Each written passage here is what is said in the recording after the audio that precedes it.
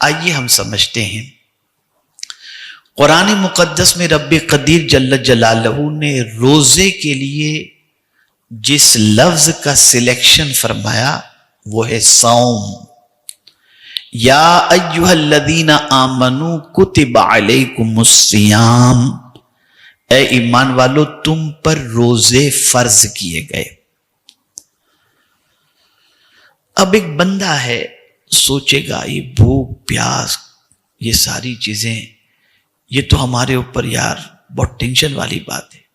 آج بھی بہت سارے سوچتے ہیں 29واں چاند نہ ہو تو اچھا ایک دن اور کھا پی لیں، 30واں ہونا چاہیے سوچتے ہیں. کچھ لوگوں کے چہرے اتر جاتے ہیں یار ابھی کل سے پتہ نہیں کیا ہوگا، کچھ خوش ہوتے ہیں، مینٹلٹی ہوتی ہے. تو اللہ بندے کی فطرت کو جانتا ہے تو تسلی دے دی اس نے کہ میرے بندو میرے محبوب صلی اللہ علیہ وسلم کے امتیوں یہ صرف تم پر فرض نہیں کیے گئے، کما کتب علی الذین من قبلکم، جیسا کہ تم سے اگلوں پر بھی فرض کیے گئے تھے. یہ تسلی دے دی. لیکن فرق کتنا عظیم رکھا کہ پہلے کی امت پر جو روزے فرض تھے ان روزوں کی سچویشن یہ تھی کہ رات کو کھا کر کے اگر کوئی سویا، اب ایک جھپکی ہی لگ گئی نا اس کا روزہ اسٹارٹ، اب وہ نہیں کھا سکتا، اب وہ نہیں کھا سکتا، فنش. لیکن اس امت پر میرے کریم نے بڑا کرم فرمایا، ٹائم مقرر فرما دیا، وَأَتِمُّ الصِّيَامَ إِلَى اللَّيْلِ، روزہ کمپلیٹ کرو رات تک. ادھر غروب آفتاب ہوا ادھر آپ کا روزہ کمپلیٹ ہو گیا. اللہ عز و جل نے حضور صلی اللہ علیہ وسلم کے صدقہ و طفیل اس امت پر کرم فرمایا.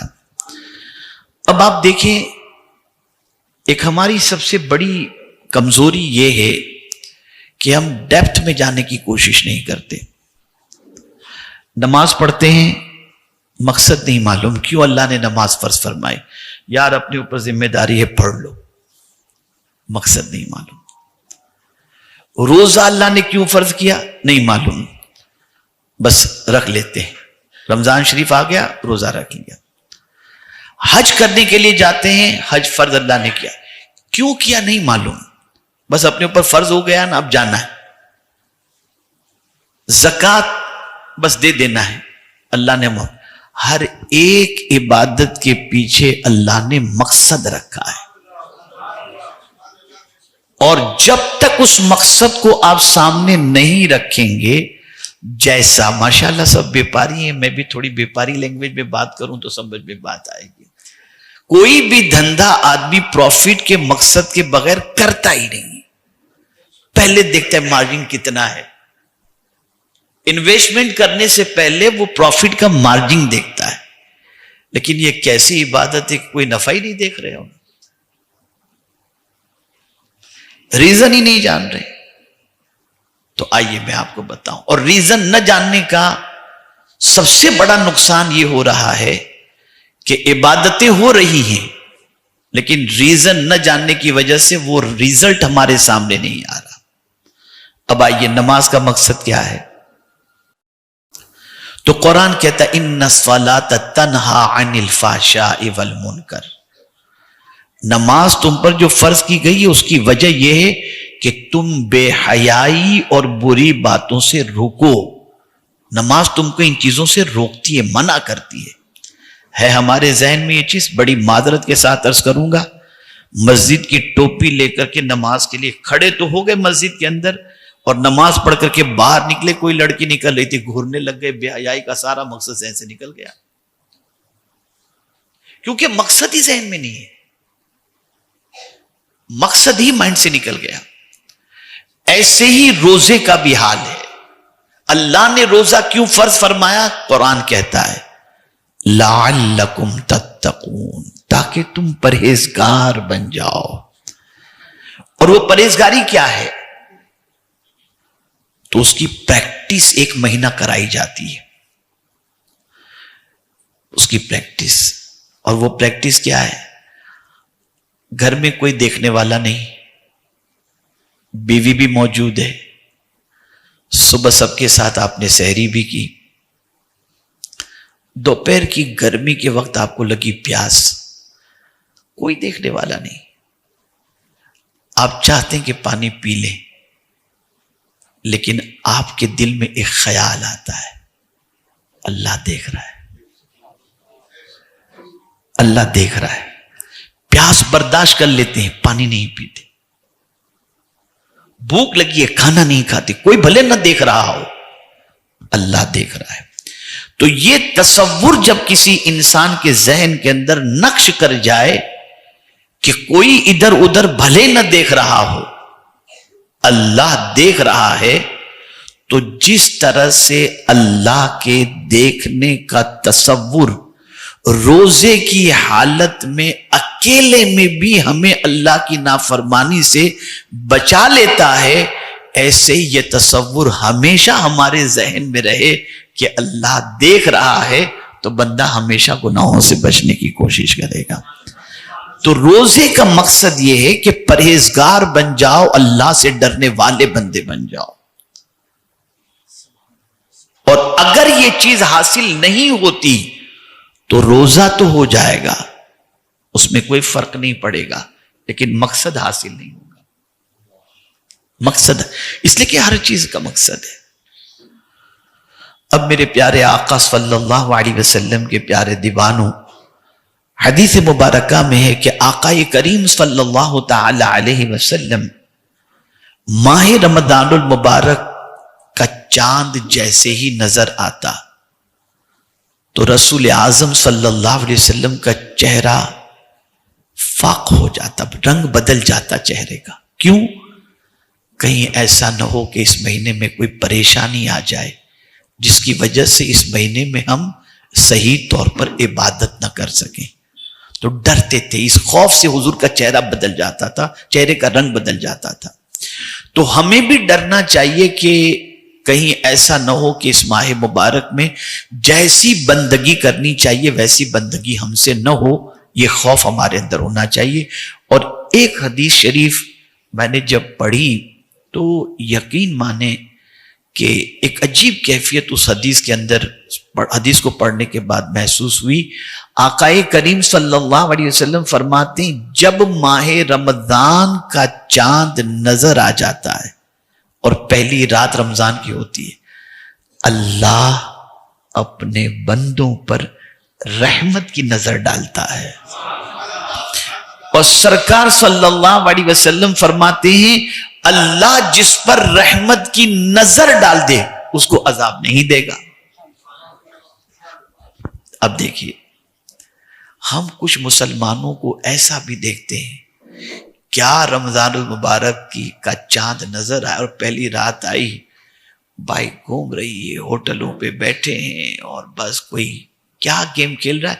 یہ تو اللہ کا شکر ہے کہ اب بند ہو گیا، ورنہ کرکٹ ٹورنامنٹ رکھی جاتی تھی رمضان کی راتوں میں، کیرم کلب لگ جاتے ہیں، پیچھے بیٹ شروع ہو جاتی ہے۔ اس قوم کو اللہ کہاں سے عزت دے گا جو قوم اللہ کے رحمت والے مہینے کا استقبال کرنے کی بجائے اس کی توہین کرے۔ اگر میں آپ کو بتاؤں کہ اس مہینے کے احترام کا ثواب کیا ہے، ایک مجوسی تھا، آتش پرست پارسی، رمضان المبارک میں دن کے اندر اس کا بیٹا راستے میں کھا رہا تھا، اس نے اپنے بیٹے کو تماچا مارا اور کہا تجھے معلوم نہیں کہ مسلمانوں کا رمضان کا مہینہ ہے؟ اس نے کہا ابا تم بھی تو کھاتے ہو رمضان کے مہینے میں۔ کہا بیٹا مجھے راستے میں کھاتے تو نے دیکھا، میں کھاتا ہوں، گھر میں کھاتا ہوں، چھپ کر کھاتا ہوں، علل اعلان نہیں کھاتا۔ مسلمانوں کا یہ مقدس مہینہ ہے، تو باہر کھا رہا ہے، اس مہینے کا تو احترام نہیں کرتا۔ بہرحال بات ختم ہوئی، کچھ دنوں کے بعد وہ شخص بیمار ہوا، اللہ نے اسے اسلام کی توفیق عطا فرما دی، وہ اسلام کی حالت میں مرا، مرنے کے بعد اللہ نے اسے جنت عطا فرمائی۔ کسی نے پوچھا کہ تو مجوسی تھا، تجھے جنت کیسے مل گئی؟ اس نے کہا رمضان کی تعظیم کی بنیاد پر مرنے سے پہلے اللہ نے اسلام کی توفیق مجھے عطا فرمائی۔ یہ ماہ رمضان کا احترام، خوب احترام کرو اس مہینے کا۔ جس طریقے سے ہم کسی مہمان کا ویلکم کرتے ہیں، آقا کریم صلی اللہ علیہ وسلم ماہ رمضان کا ویلکم کرتے، فرماتے مرحبا اہلا وسہلا مرحبا. یہ سرکار صلی اللہ علیہ وسلم ماہ رمضان کا ویلکم کرتے. اور اسی کے ساتھ ساتھ آقا کریم صلی اللہ تعالی علیہ وسلم ماہ رمضان المبارک کی مبارکباد بھی پیش کرتے تھے. لیکن کہیں یہ نہیں آیا، میری نظر سے تو کوئی ایسی چیز نہیں گزری کہ پہلے مبارکباد دینے والے کو یہ ثواب اور یہ فضیلت، یہ پتہ نہیں کہاں سے لے کر کے لوگ آئیں.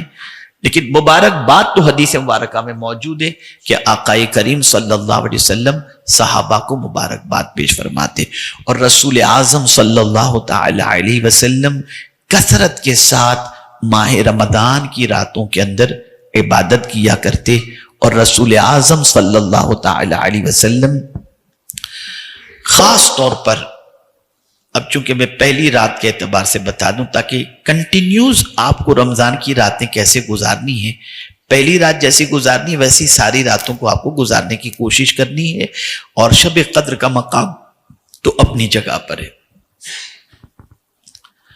قرآن مقدس میں اللہ عز و جل نے نیک بندوں کی تعریف کے اندر فرمایا والمستغفرین بالاسحار، کہ جو اللہ کے نیک بندے ہوتے ہیں وہ سحری کے وقت اللہ سے معافی مانگتے ہیں، اللہ سے مغفرت چاہتے ہیں. اور سحری کا وقت وہ وقت ہے کہ آقا کریم صلی اللہ علیہ وسلم فرماتے کہ اس وقت کی دعا اللہ قبول فرماتا ہے. اور اسی کے ساتھ ساتھ رات کے آخری پہر میں اللہ سے جو مانگو اللہ عطا فرماتا ہے. میرے پیارے آقا صلی اللہ تعالی علیہ وسلم کے پیارے دیوانوں، کل میں نے ہفتہ واری اجتماع میں بتایا تھا سب سے بہترین سحری کھجور کے ساتھ ہے.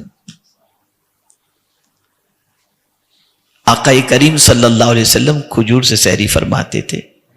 اس کا مطلب یہ نہیں کہ آپ دوسری چیز نہیں کھا سکتے، جو بھی آپ کی عادت کے اندر ہو، لیکن سنت سمجھ کر چند کھجور کھا لیا کرو.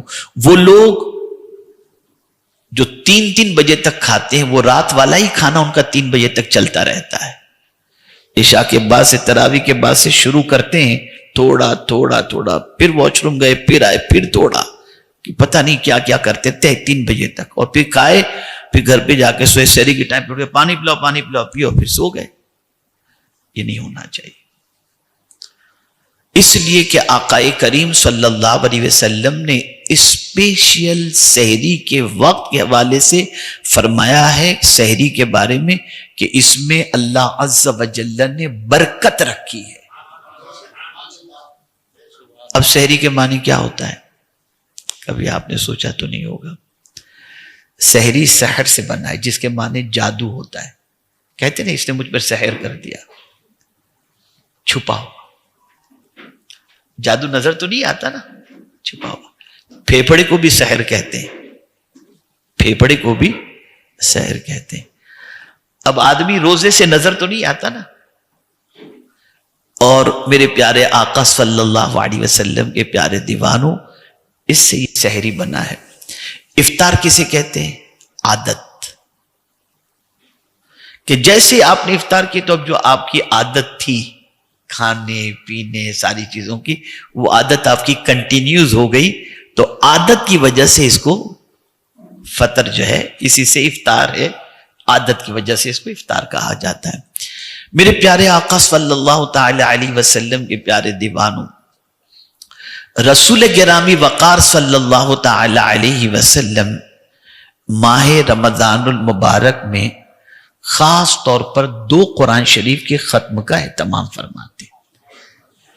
ایک ختم خود کرتے تھے اور ایک ختم قرآن جبریل امین علیہ الصلوۃ والتسلیم حضور صلی اللہ علیہ وسلم کو قرآن سناتے تھے.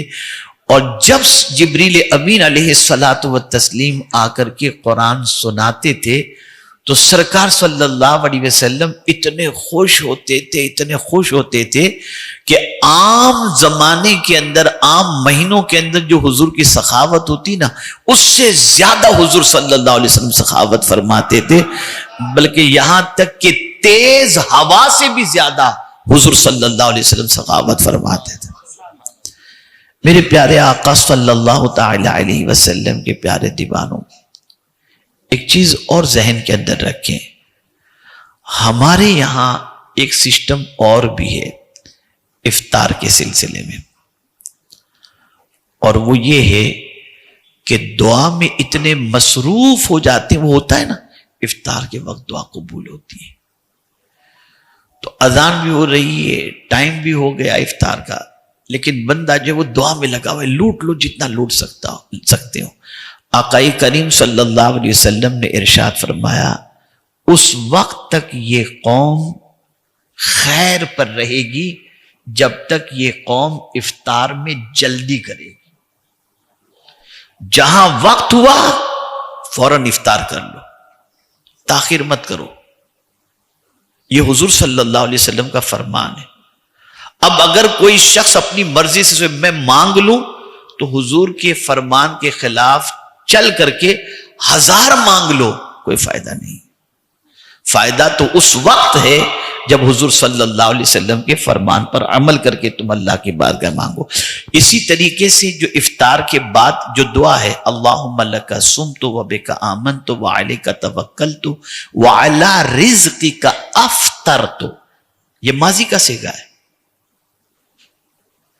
پہلے کھا لو پھر یہ دعا پڑھو، افطار کرنے کے بعد یہ دعا پڑھنی چاہیے۔ اور وہ جو ہم دعائیں کرتے ہیں وہ ٹھیک ہے افطار سے پہلے آپ کریں جتنا مانگنا چاہیں، لیکن افطار کے بعد کی دعا حدیث شریف کے اندر یہ آئی ہوئی ہے، یہ افطار کے بعد کرنا چاہیے۔ اسی کے ساتھ ساتھ میرے پیارے آقا صلی اللہ تعالی علیہ وسلم کے پیارے دیوانوں، تر کھجور سے افطار کرنا، رطب، یہ سرکار صلی اللہ علیہ وسلم کی سنت ہے۔ وہ نہ ملے تو سوکھی کھجور، وہ نہ ملے تو پانی سے افطار کرنا، یہ میرے آقا صلی اللہ تعالی علیہ وسلم کی سنت مبارکہ ہے۔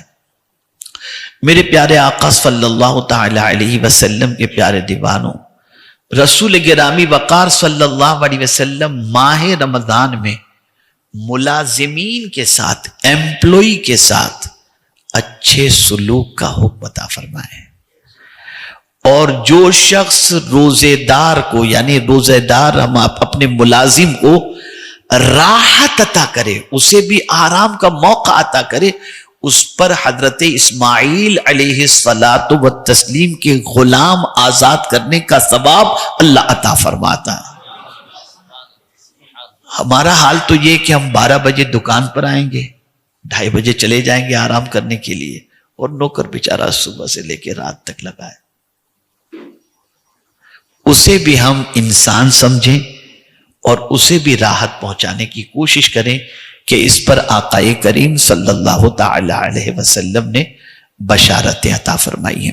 اسی کے ساتھ ساتھ میرے پیارے آقا صلی اللہ تعالی علیہ وسلم کے پیارے دیوانوں، ایک چیز خاص طور پر ذہن میں رکھنی ہے، آدمی 5 وقت کی نماز پڑھ کر بھی دعا میں چل دیا، لیکن ایک مسلمان بھی مجھے شاید ایسا ملا ہو، ایک مسلمان بھی ایسا نہیں ملا آج تک جو افطار کے وقت ایک دم ڈوب کر دعا نہ کرتا ہو۔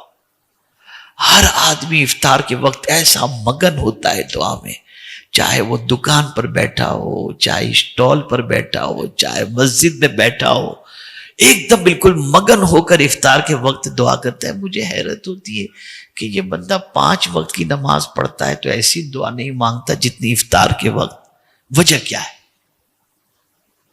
بھئی حدیث شریف میں تو حضور صلی اللہ علیہ وسلم نے فرمایا فرض نماز کے بعد کی دعا اللہ قبول فرماتا ہے، اس کی بھی بشارت ہے، جمعہ کی نماز کے بعد کی دعا اللہ قبول فرماتا ہے، اس کی بشارت ہے، لیکن جو اس کی پوزیشن اور کیفیت افطار کے وقت دعا مانگنے کی ہوتی ہے، وہ کیفیت کسی وقت کی ہوتی ہی نہیں، چاہے عید ہو۔ ہاں روئے گا عرفات کے میدان میں، وہاں تھوڑا سا رو لیتا ہے، اور پھر باہر نکل کے پھر جیسے حج ختم ہوا پھر واپس ویسا جیسا تھا. کیا چل رہا ہے کیا نہیں چل رہا، اللہ ماشاء اللہ. تو سوال یہ پیدا ہوتا ہے کہ یہ کیفیت اس کی بنتی کیوں ہے؟ اس لیے کہ اس وقت اسے کانفیڈنس ہوتا ہے. اب کانفیڈنس کیا ہے؟ اس کو 100% یقین ہوتا ہے صبح صادق سے لے کر غروب آفتاب تک غلطی سے بھی میں نے ایک ڈراپ پانی اپنے حلق کے نیچے نہیں اتارا ہوں. اسے پورا کانفیڈنس ہوتا ہے ایک دانہ بھی میں حلق کے نیچے نہیں اتارا ہوں. اسے کانفیڈنس ہوتا ہے کہ میں اپنے بیوی سے قربت نہیں کیا ہوں. تو یہ جو اللہ کے فرمان پر 100% جو اس نے عمل کیا ہے نا، یہ کانفیڈنس اس کے لیے دعا کی کانفیڈنس کا ذریعہ بن جاتا ہے. اسے یقین ہوتا ہے جب میں نے یہ کیا ہے تو مجھے ملنا ہی چاہیے. تو میرا مولا بھی فرماتا ہے افطار کے وقت کی دعا کو اللہ قبول فرما لیتا، اس لیے کہ مولا جانتا ہے کہ بندہ پیور کر رہا ہے. اچھا پھر روزے کی جزا حضور صلی اللہ علیہ وسلم فرماتے کہ اللہ نے کیا فرمائی معلوم؟ ہر عبادت کا بدلہ رکھا گیا، 70 سے لے کر 700 تک، اور بعض جگہوں بعض عمل کا بے حساب. انما یوفی الصابرون اجرہم بغیر حساب. لیکن جب بات روزے کی آئی تو قربان جائیے میرے رب کے ارشاد پر. حدیث قدسی ہے، اللہ فرماتا ہے الصوم لی،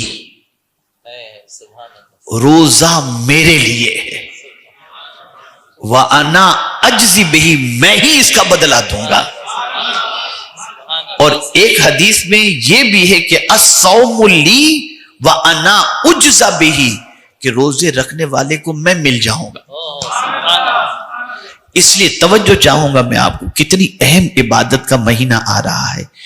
کسی عمل میں پیورٹی اتنی نہیں ہے جتنی روزے میں پیورٹی ہے.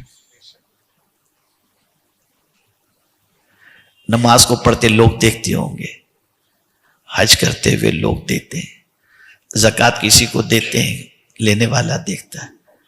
روزے کے بارے میں آپ جانے خدا جانے. وضو کرتے کرتے پتہ نہیں کتنی آدمی پی لے، لیکن بندہ جانتا ہے خدا جانتا ہے. پھر اس کے علاوہ کمال کی بات یہ ہے کہ آدمی 11 مہینے تک اللہ کی نہیں سنتا، اللہ کے لیے ٹائم نہیں چھوڑتا کہ جا کے مسجد میں نماز پڑھے. لیکن اللہ سے رمضان میں اس کو اتنی محبت ہوتی ہے، مولا تو کہہ رہا ہے نا کھانا چھوڑ دوں، تیرے لیے کھانا چھوڑ دیا. تو فرما رہا ہے نا پانی پینا چھوڑ دوں، تیرے لیے پینا بھی چھوڑ دیا. تو چاہ رہا ہے نا کہ میں اپنے بیوی سے قریب نہ ہوں روزے کی حالت میں، چل میں نے یہ بھی کر دیا. تو پھر میرا مولا راضی ہو کر فرماتا ہے بندہ تو ہو کر میری اتنی بات مانتا ہے، اب تو جو مانگے گا میں تجھے تیری بات مان لوں گا. یہ اس کا کرم ہے، یہ اس کا کرم ہے، اس کا احسان.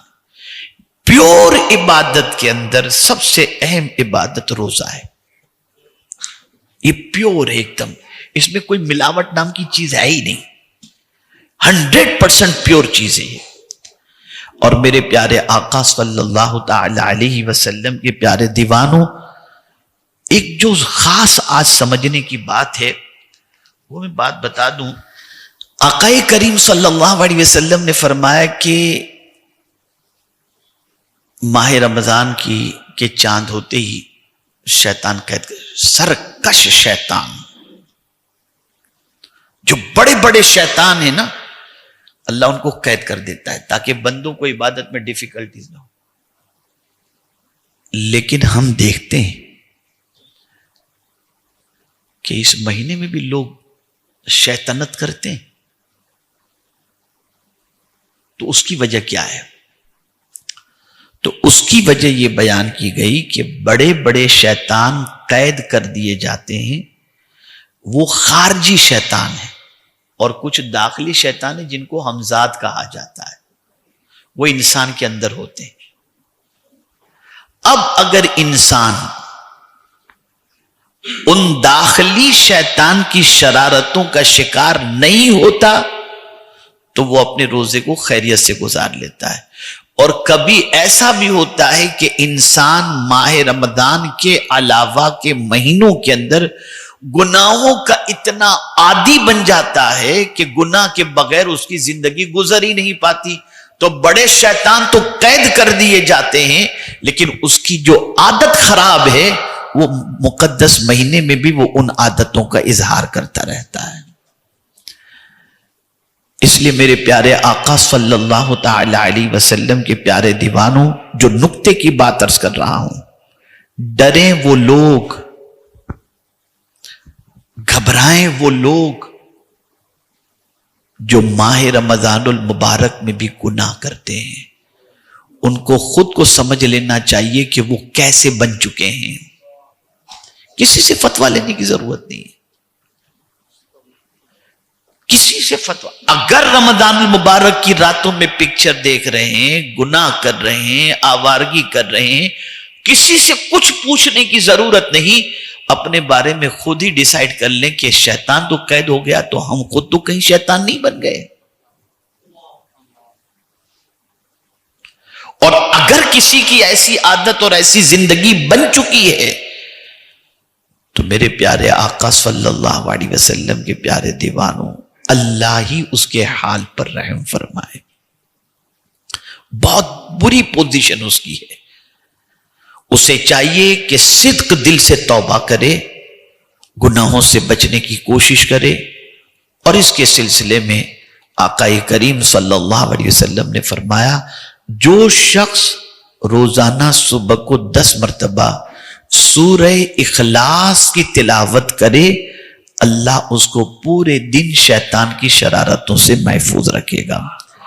میرے پیارے آقا صلی اللہ تعالی علیہ وسلم کے پیارے دیوانوں، تو ان چیزوں کا خاص طور پر خیال رکھیں. آقا کریم صلی اللہ علیہ وسلم نے ارشاد فرمایا، انسان کا جس طریقے سے دل ہوتا ہے، انسان کے اندر دل ہوتا ہے، کتنا قیمتی ہے. جب سے اس کا وجود ہوا تب سے دھڑکتا ہی رہتا ہے، اور یہ دھڑکنا بند ہو جائے تو آدمی بند ہو جائے، ختم ہو جائے. دل کی کتنی اہمیت ہے آپ جانتے ہیں. قرآن کا دل کیا ہے؟ سورہ یاسین ہے نا. مہینوں کا دل کون سا ہے؟ مہینوں کا دل رمضان المبارک. رمضان المبارک مہینے کا دل ہے، اور اس کو حضور صلی اللہ علیہ وسلم نے فرمایا، جس کا رمضان درست اس کا پورا سال درست. جس کا رمضان درست اس کا پورا سال درست. میرے پیارے آقا صلی اللہ تعالی علیہ وسلم کے پیارے دیوانوں، مولا علی کرم اللہ تعالی وجہ الکریم ارشاد فرماتے ہیں کہ اللہ اگر امت محمدیہ کو عذاب دینا چاہتا تو 2 چیزیں نہ دیتا. پہلی چیز ماہ رمضان، اور دوسری چیز سورہ اخلاص. اب جو ماہ رمضان کی قدر کرے گا اللہ اسے عذاب سے بچا لے گا. میرے پیارے آقا صلی اللہ تعالی علیہ وسلم کے پیارے دیوانوں، اسی طریقے سے آقا کریم صلی اللہ علیہ وسلم نے فرمایا کہ جو شخص اللہ سے اس حال میں ملے سے مراد اس دنیا سے گیا اور اللہ کی بارگاہ میں پہنچا، اس حال میں ملے کہ اس نے اللہ کا کسی کو شریک نہیں ٹھہرایا تھا، اور ساتھ ہی ساتھ 5 وقت کی نماز اس نے پڑھی اور رمضان کے روزے رکھے، اللہ اس بندے کو بخش دے گا. میرے پیارے آقا صلی اللہ تعالی علیہ وسلم کے پیارے دیوانوں، اسی طرح سے رسول اعظم صلی اللہ تعالی علیہ وسلم نے ارشاد فرمایا، اب غور سے سنیے گا، جس نے 3 چیزوں کی حفاظت کی وہ یقیناً اللہ کا دوست ہے. جس نے تفسیر روح البیان کے اندر ہے، جس نے 3 چیزوں کی حفاظت کی وہ اللہ کا دوست ہے، اور جو ان تینوں کو ضائع کر دیتا ہے یقین جانو کہ وہ اللہ کا دشمن ہے۔ تفسیر روح البیان کے اندر وہ 3 چیزیں کون سی ہیں؟ پہلی چیز روزہ۔ جان بوجھ کر کے اگر کسی نے روزہ چھوڑ دیا تو گویا اس نے اللہ سے دشمنی کر لی۔ دوسری چیز نماز۔ جس نے جان بوجھ کر کے ایک وقت کی نماز قضا کر دی گویا اس نے اللہ سے دشمنی کی۔ اور تیسری چیز غسل جنابت۔ غسل واجب ہو چکا تھا، فرض ہو چکا تھا، اور غسل اس نے نہیں کیا، تو جس نے اس حال میں اپنا ناپاکی میں وقت گزارا کہ نمازیں بھی چھوٹتی جا رہی ہیں اور وہ ناپاک ہے، غسل جنابت کا خیال نہیں رکھتا، تو فرمایا گیا وہ اللہ تعالیٰ سے گویا دشمنی کر رہا ہے۔ میرے پیارے آقا صلی اللہ تعالی علیہ وسلم کے پیارے دیوانوں، اسی طریقے سے جنت، ایک ہم ہے کہ جنت کی تمنا رکھتے ہیں، اور ایک جنت ہے جو چند خوش نصیبوں کی تمنا رکھتی ہے۔ جنت خود تمنا رکھتی ہے کہ یہ بندے میرے پاس آئیں۔ کون ہے؟ یہ بھی تفسیر روح البیان کے اندر ہے۔ اللہ تعالیٰ کی تمام بہشتیں، اب تمام بہشتیں، تمام جنت سے مراد کیا؟ جنت ایک نہیں ہے۔ آقا کریم صلی اللہ علیہ وسلم کی بارگاہ میں ایک صحابیہ حاضر ہوئی اور عرض کرنے لگی، یا رسول اللہ صلی اللہ تعالی علیہ وسلم، میرا بیٹا جنگ میں شہید ہوا ہے، مجھے نہیں معلوم کہ اللہ نے اس کی شہادت قبول کی ہے یا نہیں کی، ذرا مجھے بتائیے کیا میرے بیٹے کی شہادت کو اللہ نے قبول کر کے جنت عطا کی یا نہیں کی؟ اگر عطا کر دیے تو سبحان اللہ، اور نہیں عطا کی تو پھر میں دیکھیے کیا کرتی ہوں۔ تو سرکار صلی اللہ علیہ وسلم نے گردن جھکائی، پھر اٹھائی، ارشاد فرمایا، تو جنت کی بات کر رہی ہے، اللہ نے تو تیرے بچے کو جنت الفردوس عطا فرما دی۔ یہ سب سے اعلیٰ جنت ہے۔ جنت کئی ہیں لیکن سب سے اعلیٰ جنت جنت الفردوس۔ تو جتنی بھی جنتیں ہیں، 4 آدمیوں کے لیے وہ جنتیں انتظار کرتی ہیں۔ ساری جنتیں 4 آدمیوں کے لیے مشتاق ہیں، اور وہ کون ہیں؟ نمبر 1، رمضان کے روزے رکھنے والے، قرآن کی تلاوت کرنے والے، زبان کی حفاظت کرنے والے، بھوکے پڑوسیوں کو کھانا کھلانے والے۔ یہ 4 قسم کے لوگ ایسے ہیں کہ جنتیں ان کا انتظار کرتی ہیں، ان کی مشتاق ہیں کہ جلدی سے یہ ہمارے پاس آ جائیں۔ میرے پیارے آقا صلی اللہ تعالی علیہ وسلم کے پیارے دیوانوں، اب آخری بات عرض کر کے میں اپنی گفتگو کو ختم کرتا ہوں۔ میرے پیارے آقا صلی اللہ تعالی علیہ وسلم کے پیارے دیوانوں، آقا کریم صلی اللہ تعالی علیہ وسلم نے ارشاد فرمایا، الا ان فی الجسد مضغۃ اذا صلحت صلح الجسد كله واذا فسدت فسد الجسد كله الا وهي القلب۔ آگاہ ہو جاؤ کہ جسم میں گوشت کا ایک ٹکڑا ہے، اگر وہ سلامت رہا تو پورا جسم سلامت، اور اگر وہ بگڑ گیا تو پورا جسم بگڑ جائے گا۔ جس طریقے سے جسم کے اندر دل بگڑ جائے تو پورا جسم بگڑ جاتا ہے، ایسے ہی جس نے ماہ رمضان کو خراب کر دیا اپنی، اس کا گویا پورا سال خراب ہو جاتا ہے۔ اب ماہ رمضان کو خراب کرنے سے کیا مراد یہ کہ آپ روزے کی حالت میں ہیں، جھگڑا کیا کسی سے، آپ نے غیبت کر دی، آپ نے چغلی کر دی، آپ نے جھوٹ کہا، اگر یہ ساری چیزیں آپ نے کی تو آپ نے روزہ خراب کر دیا، ہو گیا روزہ، برکتیں نہیں ملیں گی۔ تو میرے پیارے آقا صلی اللہ علیہ وسلم کے پیارے دیوانوں، ان چیزوں کا خاص طور پر خیال رکھیں۔ اور ایک آخری بات عرض کر دوں جو بہت سمجھنے کے لائق ہے۔ آپ میں سے زیادہ تر الحمدللہ ایسے ہیں جو لٹانے والے ہیں، اللہ کے نام پہ لٹاتے ہیں۔ رمضان میں لوگ آئیں گے آپ کے پاس، بہت سارے آئیں گے، دو کوئی بار بار مانگنے کے لیے۔ خبردار، نہ دینا ہو تو پیار سے منع کر دینا، دل مت دکھانا۔ اس کو قرآن نے منع کیا ہے۔ قرآن کہتے ہیں قول معروف خیر من صدقۃ یتبعها اذی، اچھی بات کہنا اس صدقے سے بہتر ہے جس کے پیچھے کسی کا دل دکھایا جائے۔ اور دل دکھانا کتنا بڑا گناہ ہے؟ آقا کریم صلی اللہ علیہ وسلم فرماتے ہیں من اذى المسلم فقد اذانی ومن اذانی فقد اذى اللہ ومن اذى اللہ کان يدخلہ النار، جس نے کسی مسلمان کو اذیت پہنچائی اس نے مجھے اذیت پہنچائی، اور جس نے مجھے اذیت پہنچائی اس نے اللہ کو اذیت پہنچائی، اور جس نے اللہ کو اذیت پہنچائی اس کا ٹھکانہ جہنم ہے۔ بہت سارے لوگ جو مستحق نہیں ہوتے پھر بھی مانگنے کے لیے آ جاتے ہیں، طبیعت نہیں چاہتی نہیں دینا، ہاتھ جوڑ کے معافی مانگیں، نہ جھڑکیں نہ برا کہیں۔